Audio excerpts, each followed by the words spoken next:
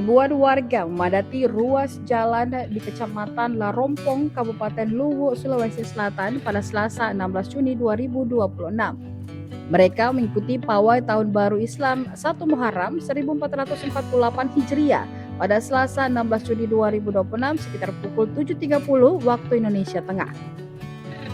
Dari pantauan Tribun Timur, pawai dimulai dari SMP 1 Larompong, kemudian finish di Masjid Raya Syuhada Larompong. Lokasinya berjarak sekitar 1 km. Peserta pawai berjalan di Jalan Poros Makassar Palopo. Mereka mengenakan baju gamis dan juga jubah muslim. Dominan berwarna putih dan juga hitam, nuansa Arabian. Peserta pria mengenakan kafiyeh, penutup kepala pria khas Arab Saudi.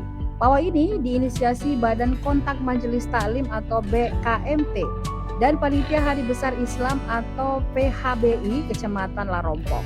Juga menggandeng kantor camat Larompong.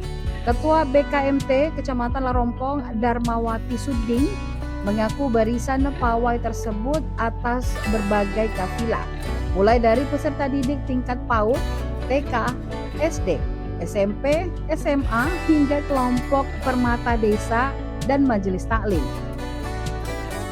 Kata Darmawati, peringatan 1 Muharram tidak sekedar menjadi agenda seremonial tahunan, tetapi juga momentum mengingatkan kembali makna hijrah dalam kehidupan umat Islam.